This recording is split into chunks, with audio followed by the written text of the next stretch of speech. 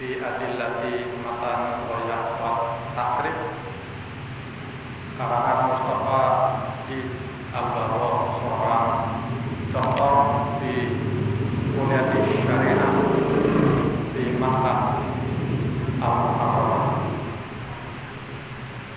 Kita akan melanjutkan tentang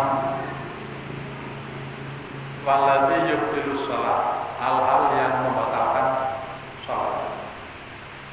Saya bacakan kitabnya. Bismillahirrahmanirrahim. Faslun. Waladhi yubtilus shalata ahada asyara syai'an. Hal-hal yang membatalkan sholat itu ada 11. Jamaah ingat gak? Coba. Yang jamaah hafal dan yang jamaah tahu hal yang membatalkan sholat itu apa aja? Satu, yang batalin sholat. Betul. Dua, sebutin aja gak apa-apa, salah juga. Apa? Yang batalin sholat. Baru satu. Dua, 11 loh. Hah? Tentu doang. Berarti cuma satu dong. 10-nya hilang. 10-nya kemana? Coba yang Bapak ingat. Ayo, sebutin aja gak apa-apa. Saya ajak mikir dulu. Jangan diumpanin mulu, sedangkan mau apa? Iya. Ya, baru satu, tentu. Udah benar itu. Hah? Ngomong. Tuh, ketemu tuh. Ngomong. Iya. Ngomong. Mau kemana lu? Orang lagi sholat ngomong. Ngomong benar. Ayo. Dua baru. Apa? Noleh kanan kiri. Hah? Noleh kanan kiri. Noleh kanan kiri. Lah kalau salam nggak noleh kanan kiri tuh. Karena ada yang suka kalau sholat Noleh kanan kiri. Batalin nggak? Enggak ya? Jawab sendiri. ada aja yang gitu. Ada aja. Tapi batalin nggak? Membatalkan nggak? Batal. Enggak tahu. Ragu dia sama jawaban sendiri. Nah, baru dua. Ya. Apa? Yang batalin sholat. Apa? Tiba-tiba kejatuhan najis. Ini lagi anak-anak sholat, lapan datang banana. Ada gajah terbang. Gajah. Berak tuh gajah. Gitu. Jatuh di kepala. Kena najis, batal nggak tuh? Batal, kena najis. Ya, tiba-tiba kejatuhan najis. Baru 3. 11. Masih banyak barangnya nih. Oh, yang baru datang, udah banyak belum? Hal-hal yang membatalkan sholat. Hah? Nggak punya wudu? Itu memang belum mulai. Ini mau udah sholat. Iya, tiba-tiba udah bapak sedang sholat. Allahu Akbar. Lagi anak-anak sholat gitu. Ya. Udah tadi, udah. Buang angin itu udah. Ya. Hah? Tidak membaca surat Al-Fatihah.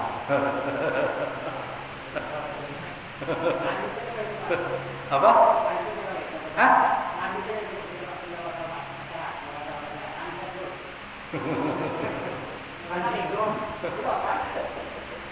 Apa?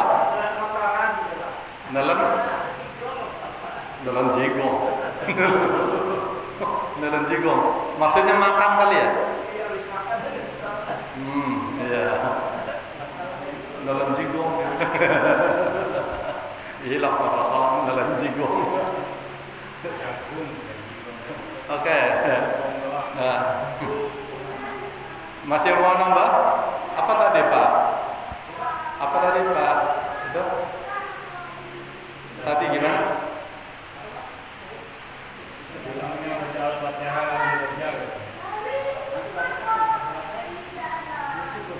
Oh,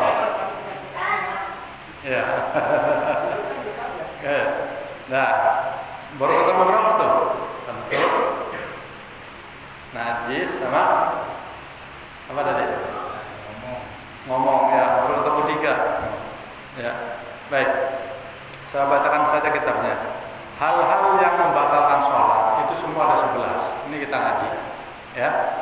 Yang pertama, al-kalamul amdi, ngomong dengan disengaja. Ya, ngomong dengan disengaja. Kemana lu? Sholat ngomong.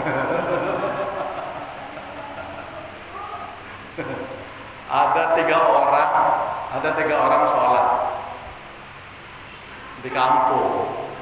Musolanya jelek, udah mau roboh, atapnya hancur. Lagi anak sholat, pas duduk tahiyat, turut tahiyat, Allahu Akbar, pas mau at-tahiyat, tikus jatuh. Tikus jatuh, berdebu di depan imam. Kaget imam.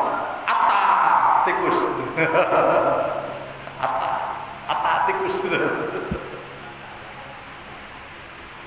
Kata makmumnya, karena makmumnya belum ngaji, imam, sholat lah ngomong. Batal tahu sholatnya. Orang ketiga mestinya dia selamat. Apa kata orang ketiga? Untung saya diem aja. Untung saya diem aja. Coba kalau ikutan ngomong, batal saya.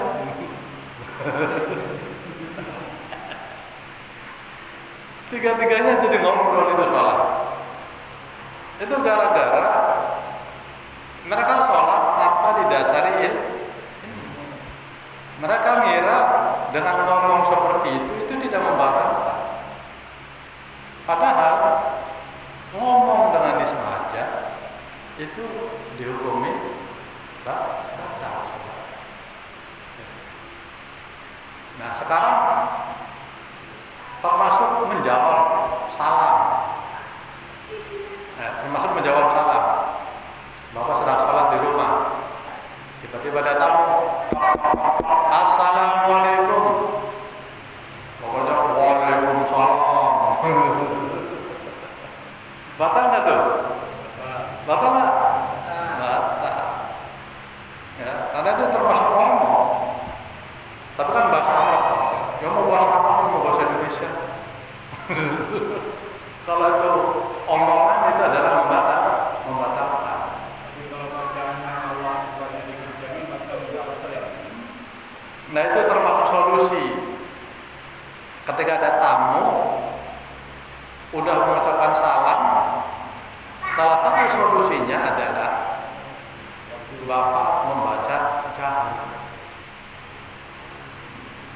Misalnya di takbirnya, Assalamualaikum, Allahu Akbar. Allahu Akbar tamunya. Jangan-jangan lagi sholat. Masih mikir kan tamunya? Sami'allahu liman hamidah. Oh iya, lagi sholat. Kalau gitu saya mau baca di depan. Itu boleh.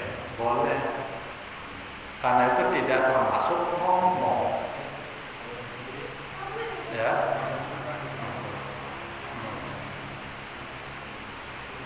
Tapi jangan diniati, ya. Jangan diniati untuk menjawab salamnya tamu. Karena itu nanti akan di bawah akan ada tentang yang membatalkan sholat selanjutnya. Saya lanjutin dulu ya. Yang pertama adalah al-kalamul amdi, omong dengan disengaja. Ini hadisnya nih jamaah. Rawal Bukhari, diriwayatkan oleh Imam Bukhari, wa Muslim dan Imam Muslim an Zaid bin Arqam radhiyallahu anhu qala kunna natakallamu fi sholati yukallimu ahaduna akhahu fi hajati. Kata Zaid bin Arqam, saya sholat ya, berbicara, sholat sambil berbicara, ngobrol, yatakallamu ahaduna akhahu fi hajati, membicarakan salah satu teman kita yang sedang membutuhkan hajat. Misalnya gini, sebelah tadi saya datang tamu, namanya Zaid, tahu dia lagi butuh bantuan sama kita. Kapan? Katakan sebelah kapan datang? Tadi barusan sebelum saya sholat. Jadi sholat ngobrol. Maklum Pak, syariat belum turun, larangan belum turun. Sahabat masih bodoh saat itu. Karena belum ada syariat, karena belum diajarin sama Nabi. Ayat juga belum turun tentang larangan tidak diperbolehkannya berbicara dalam sholat. Emang ada Pak Ustaz ayat yang menjelaskan tidak boleh berbicara dalam sholat? Ada. Justru dari peristiwa itu, sahabat ngobrol di dalam sholat, lagi ngomongin temannya yang sedang membutuhkan bantuan, ya, turunlah ayat Allah, turunlah firman Allah, yaitu termaktub di dalam surat Al-Baqarah ayat 382. Allah Subhanahu wa taala menegur, Allah Subhanahu wa taala menurunkan ayat yang berkaitan dengan peristiwa yang dialami oleh sahabat itu, sampai ayat itu kepada Nabi Allah Muhammad SAW. Apa kata Allah? Hafidhu ala sholawati was sholatil wusta wa qumu lillahi qanitin. Hafidhu, jagalah kalian semua, ala sholawati, atas sholat yang dilaksanakan. Sholawat jamak daripada sholat. Sholat itu mufrad, jamaknya adalah sholawat. Ya. Wassalatil wusta, dan sholat wusta, sholat tengah. Sholat tengah itu apa? Ahli tafsir menjelaskan sholawatil wusta yang dimaksud di dalam ayat ini itu adalah sholatul asri, sholat asar. Ya, tengah. Karena sholat asar itu adalah sholat yang dilakukan menjelang sore dan menjelang malam dan di akhir siang, pertengahan. Jadi pertengahan itu bukan duhur. Kalau duhur tengah hari bolong. Ya. Kalau sholat yang tengah-tengah itu namanya sholat asar. Ya. Sholat asar, jaga sholat asar. Waktu lillahi qanitin. Waktu, dan berdirilah, tegakkanlah kalian lillahi, karena Allah, qanitina. Apa itu qanitin di dalam ayat ini? Kata ahli tafsir, fa umirna bisukut, kami diperintahkan untuk diam. Kami diperintahkan oleh Nabi melalui ayat itu, saat sholat itu disuruh diam. Artinya apa? Enggak boleh qanitin ay khadi'in. Itu tafsirnya. Qanitin maksudnya adalah khadi. Khadi itu tunduk, anteng, diam, tunduk. Jangan gerak, jangan banyak gerak, jangan banyak bicara, udah diam. Ya. Kalau nggak bisa baca, udahlah diam aja. Nggak hafal bacaan, diam aja lah. Namanya tunduk. Ya, kayak orang baru belajar sholat, daripada bingung, udah ikutin aja. Ada orang baru kenal agama Islam, pengen sholat di masjid, nggak bisa guru Kata kiainya, udah ikuti aja yang ada di masjid. Imam berdiri, kamu berdiri. Imam rukuk, kamu rukuk. Imam sujud, udah kamu sujud. Pokoknya apa yang kamu lihat itu ikuti. Ini orang yang baru sholat ada di masjid, pas ngambil barisan di depan, belakangnya imam. Keren ya. Ini perhatian ya, untuk orang yang berdiri di barisan belakang imam, kalau belum alim, selamat datang Pak Rusdi. Kalau belum alim, sebaiknya jangan. Ya. Karena yang berdiri di belakang imam itu punya resiko, punya tanggung jawab. Tanggung jawabnya apa? Kalau imamnya batal, dia tuh yang harus gantiin. Itu resikonya apa? Ente udah siap belum gantiin imam? Kalau belum siap gantiin imam, mendingan geser ke kanan atau ke kiri. Jangan pas belakang imam. Ente sholat terlalu pede. Gayanya belakang imam biar dapat pahala banyak. Ilmu nggak cukup. Begitu imam batal kan jadi bermasalah. Nah, ini ada nih orang baru belajar sholat, berdiri di belakang imam. Ingat sama gurunya, udah ikuti aja apa kata imam. Memrukuk untuk sholat lagi. Allah, lihat imam Allah, lihat Allah itu. Gua juga bisa. Kalau begini doang, ya gak baca niat. Orang belum bisa baca niatnya. Allah. Menaruhnya begini, di sini apa di sini? Dia bingung. Taruh di mana ya? Karena bingung, mau lihat di imam itu sulit, nggak kelihatan. Jadi ngelihatnya kemana? Ke kanan kiri, tengah. Sama. Tengah kiri sama. Kebetulan di belakang ada anak bengal di belakang. Merhatiin aja ditarik. Perasaan kok baru lihat nih orang ini. Sholat dari tadi tengok nggak jelas. Iya. Wah. Pas lagi sujud, Allahu Akbar. Sama anak bengal di belakang tuh. Telurnya dicolok, Pak. Telurnya pencet nyut gitu. Kebetulan nggak pakai celana dalam dia. Telur dicolok, sakit. Dalam artinya ternyata sholat ada main pegang-pegangan juga. Dia ingat. Pas sujud kedua, dia megang punya imam. Imamnya Bang Mukhtar.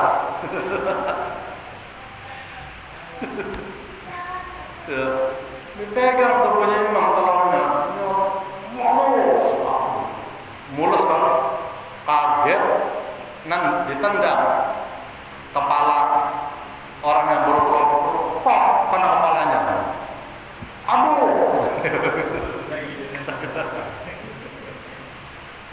Dia ingat pesan guru, ikutin aja apa yang ada. Imam rukuk ikut rukuk, imam sujud ikut, imam nendang ikut nendang.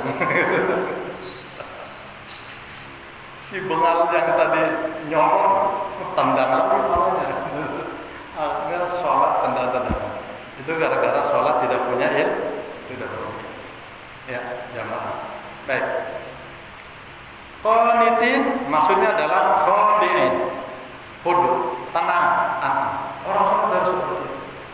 Selamat datang Pak Mahmud, ya, itu bendahara kita. Ini ayat yang berkenaan dengan larangan tidak boleh ngomong, tidak boleh bicara. Ya. Hadis yang diriwayatkan oleh Imam Muslim, wa ghairuhu dan yang lainnya, ngan Muawiyah bin Hakam as-Salman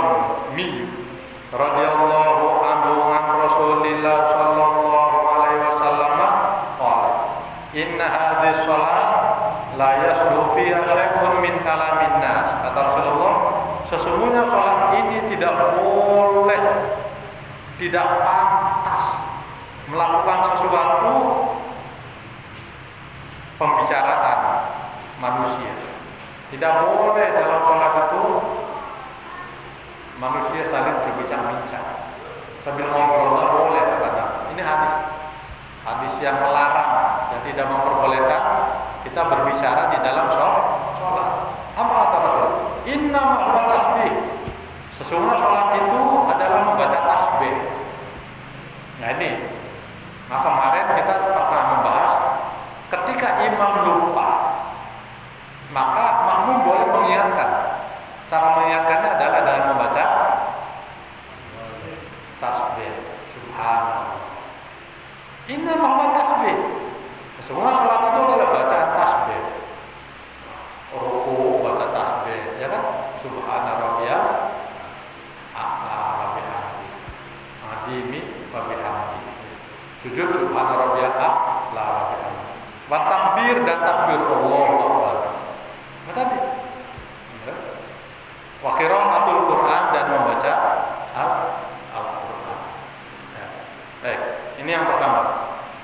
Yang kedua, wal amalul kasir, melakukan suatu perbuatan yang banyak, garuk-garuk, jalan-jalan, mondar-mandir, dan itu termasuk nyomot telur, biji salad, itu kan melakukan suatu tindakan. Biji salad dicomot, mules. Itu kan malah amalul kasir, ya. Tapi kalau hanya sekali ya, itu nggak apa-apa aja. Misalnya, tangga kalau bapak garuk sekali aja, itu nggak apa-apa. Yang bapak lakukan itu kasir, ada kasirnya, banyak. Banyak tuh berapa? Lebih dari?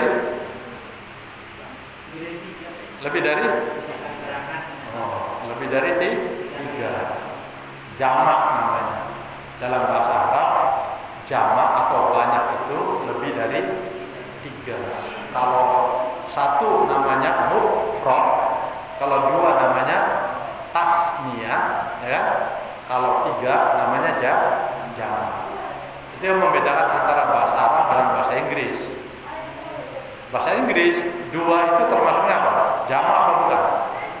Jamak kalau bahasa Inggris, termasuk banyak. Ya. Kalau bahasa Arab bukan. Jamak itu banyak itu 3 kali, 3 ke atas. Ya. Maka yang membatalkan itu 3 kali berturut-turut, gatel, lalu digaruk, 1, 2, 3, itu batal. Kalau ada 3 kali, kalau 2 kali belum membatalkan. Nyamuk nemplok di pipi, Pak, batal nggak? Enggak. Muncrat keluar darah, batal nggak?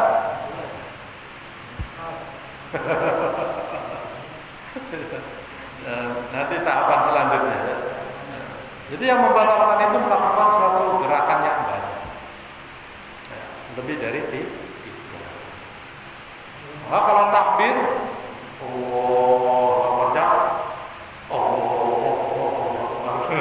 nggak usah. Begini. Ini kan melakukan gerakan-gerakan yang banyak. Begitu narak,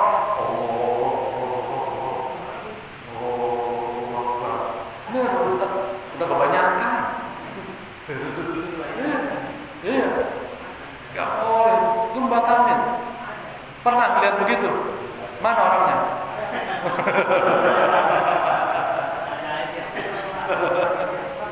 Iya, suruh ngaji dulu. Suruh ngaji. Sholat nggak ngaji ya begitu jadinya. Ya. Jangan dikira sholat itu nggak ada aturannya. Sholat itu ada aturannya.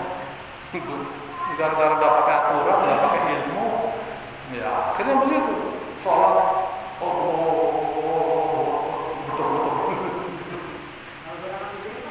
Nah, begitu Allahu Akbar, Bismillahirrahmanirrahim.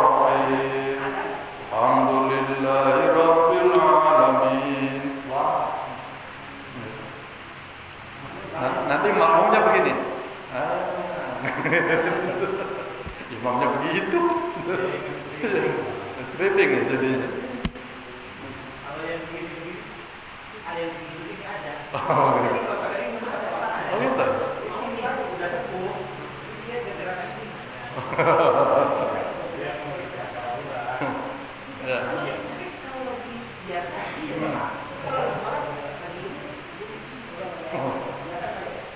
Nah itu termasuk gerakan badan kita itu termasuk menggerak-gerakkan badan nggak? Iya, itu namanya nggak khudu. Allah Subhanahu Wa Taala bilang waqumu lillahi qanitin. Itu kan aturan Allah. Jadi kalau sholat karena Allah qanitina, khudu, anteng, tenang, diam. Jadi harus diam. Anggota tubuhnya jangan gerak. Kalau anggota tubuhnya itu gerak, ngikutin irama bacaan itu. Bismillahirrahmanirrahim. Batal ya. Batal. Atau tadi seperti yang Pak Nanang tanyakan, orang udah tua Pak. Tapi kalau lagi normal biasa itu tenang aja. Tapi kalau dalam keadaan sholat, palanya begini Pak Ustaz.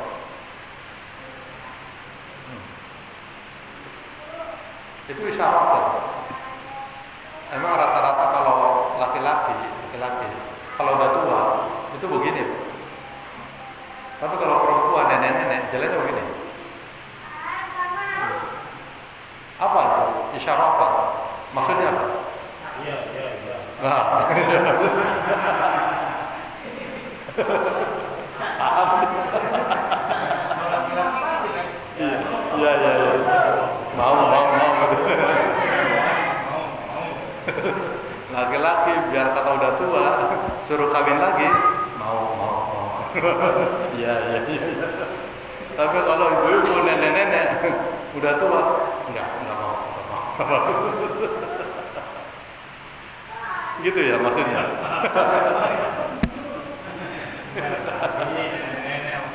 Nyambung.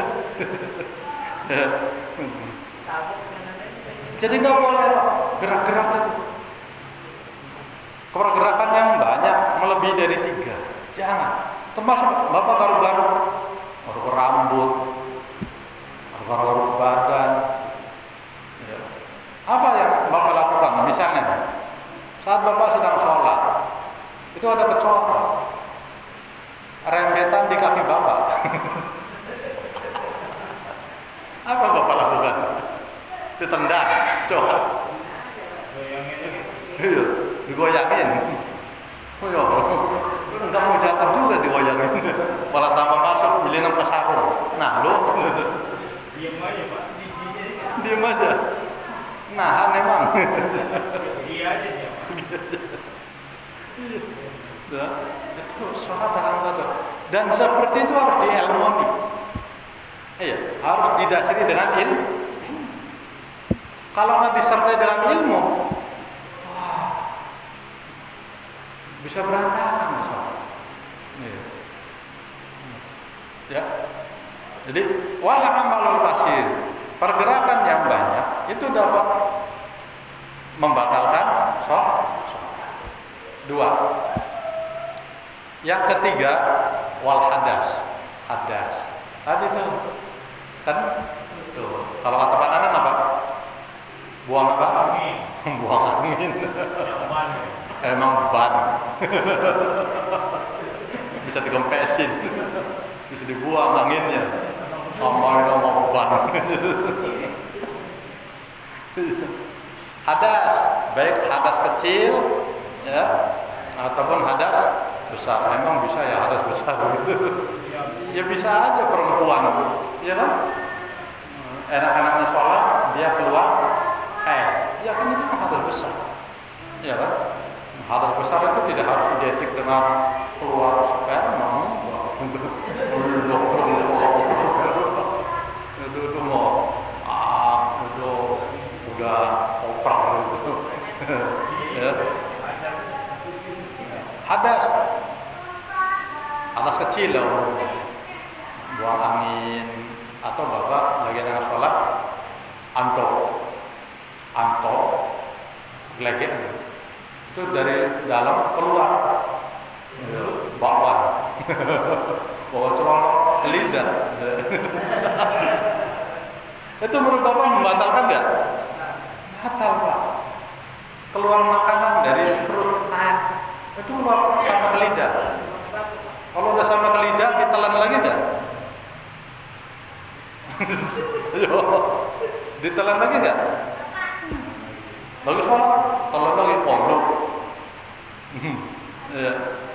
Ditelan lagi batal, nggak ditelan juga batal. Karena itu sama dengan muntah. Muntah itu membatalkan sholat. Hadas itu namanya. Ya. Tapi kalau sendawa doang, andon, nggak apa-apa. Apa?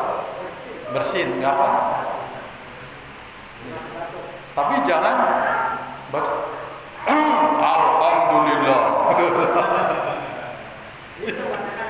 Itu yang membatalkan. Lalu sholat. Ya bilang Alhamdulillah itu kalau tidak dalam badan sholat. Lah ini dalam badan sholat. Alhamdulillah. Sampingnya ya Alhamdulillah.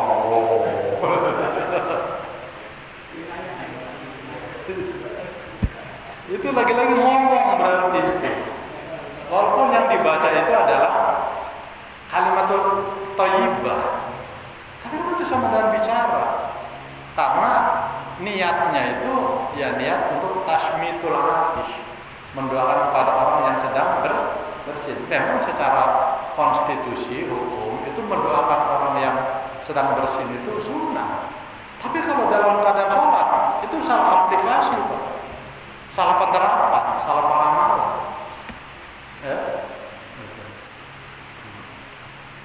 Jadi anton itu nggak apa-apa, bersin apa? Batu-batu nggak apa-apa. Kalau batu beneran, yang batal itu batuknya dibikin-bikin. Nggak batuk karena ada temannya batuk, ikutan batuk juga.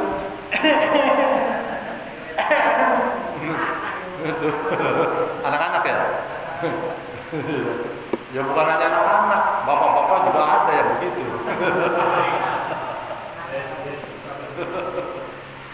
Ada temennya batuk beneran diledekin, pura-pura batuk. Nah yang ledekin itu yang membatalkan batuk-batuk, ya. Yang nggak batal itu yang memang sedang sakit atau tidak bisa ditahan batuknya. Ya. Wal hadas, buang hadas ya. Kemudian yang keempat, wa hudusun najasah, kejatuhan najis. Ya, kejatuhan najis. Lagi anak-anak sholat itu cicak, kurang ajar. Ya, jatuh di baju. Kebetulan di baju belakang, plok. Dilihat sama yang belakangnya, cicak. Dia nggak nyadar, yang kejatuhan itu nggak nyadar kalau kejatuhan cicak. Dia tetap melaksanakan sholat. Nah, kewajiban yang lihat ada tai cicak di punggungnya harus ngasih tahu. Bentar, ini apa? Tadi bapak kejatuhan tai cicak. Masa iya? Itu di belakang. Ya, bener kok. Iya, mana? Itu di belakang. Di mana? Sini belakang. Pas dirambang, iya lengket. Masya Allah. Nah, itu kewajiban yang ngelihat itu harus memberitahu. Kalau tidak, justru yang sholat itu dihukumi tidak apa-apa. Yang dosa adalah yang lihat, karena dia tidak ngasih tahu. Ya kalau udah sholat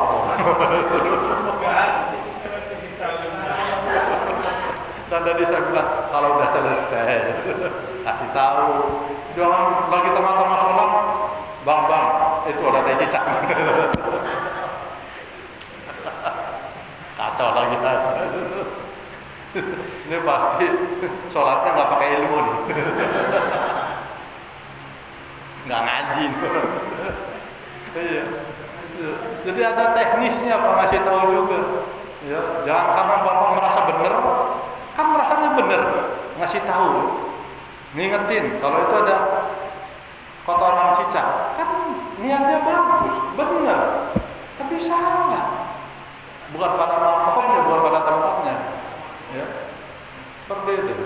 Wal hudusul najasa, kejatuhan najis. Atau tadi, karena sholat dari nyamuk, ditabuk nyamuk, pak, bergerak kan tangannya. Berapa kali gerakan? Baru sekali. Batalin nggak? Nyamuknya ngeluarin darah. Batalin nggak? Darah nyamuk menurut Bapak, nih, menurut Bapak, darah nyamuk tuh najis apa enggak? Najis nggak? Enggak, yakin.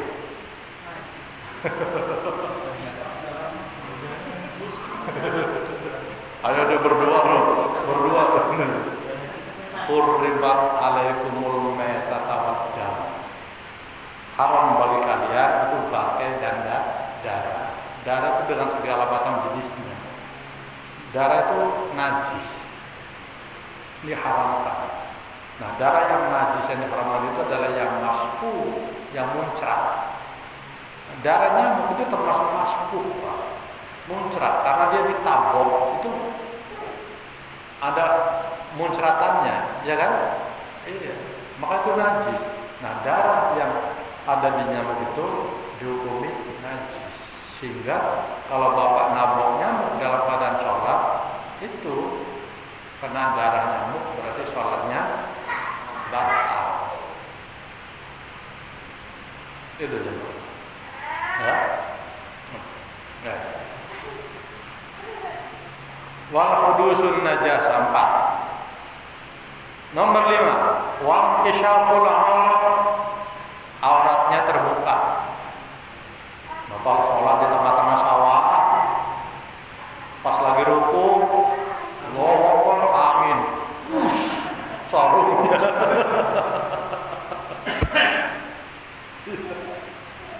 sarungnya nyingkap sampai ke punggung.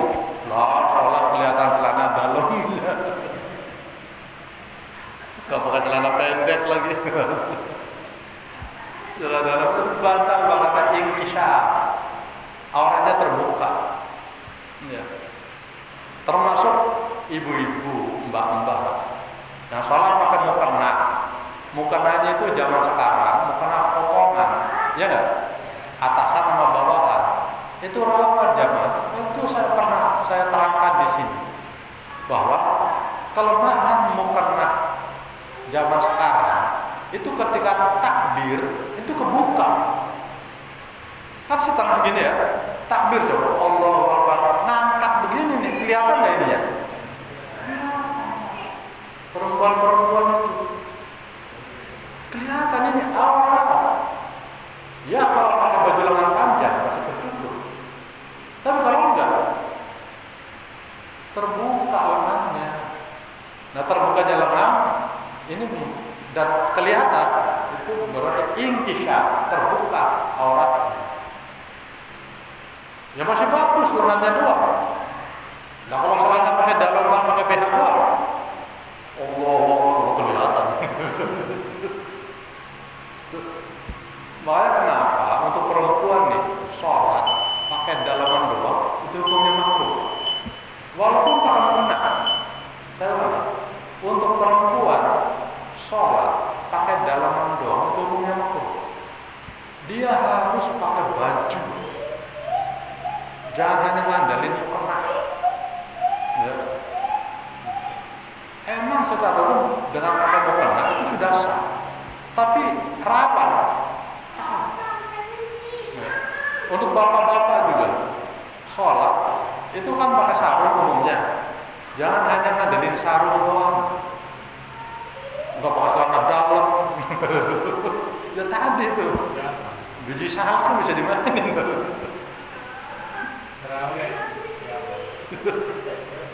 Udah nggak pakai celana pendek, nggak pakai celana dalam, ya setidaknya pakai celana itu, celana jojol. Tahu celana jojol? Ya, itu jojol. Ya sebetis tuh. Ya. Atau sedengkul. Jangan pakai celana itu. Ya. Celana panjang. Syukur. Ya kalau pun nggak pakai celana panjang itu pakai celana pendek. Saya tuh selalu bawa celana pendek, celana bola. Nah bola itu saya selalu pakai. Pakai celana dalam, kemudian pakai celana bola. Jadi itu untuk menjatuh. Jangan sampai ya tadi ya salahnya dimainin. Karena laki-laki mohon kalau nggak pakai celana dalam, coba dia sujud. Dari belakang kelihatan nggak? Bener nggak? Kelihatan. Coba Pak Nanang, copot celana dalam, sujud sini nih. Kalau nggak percaya, suruh lihat Pak Mokhtar. Nampak. Maka tolonglah kita yang udah sholat itu perbaiki sholatnya, pakaiannya dirapikan, ya. Apalagi sholatnya berjamaah di masjid, dilihat banyak orang, gitu. Jangan sampai kita sholat dengan pakaian seadanya, nggak pakai celana dalam. Emang sih secara hukum itu termasuk menutup aurat, tapi menurut saya itu kurang adab. Iya, kurang adab. Ya, maka hindari hal seperti itu. Ya, baik. Baru nomor 5 insyaallah ala terbukanya aurat. Nomor 6 dan sampai 11 insyaallah saya lanjutkan pada pertemuan. Sampai di sini barangkali ada di antara jemaah yang bertanya kalau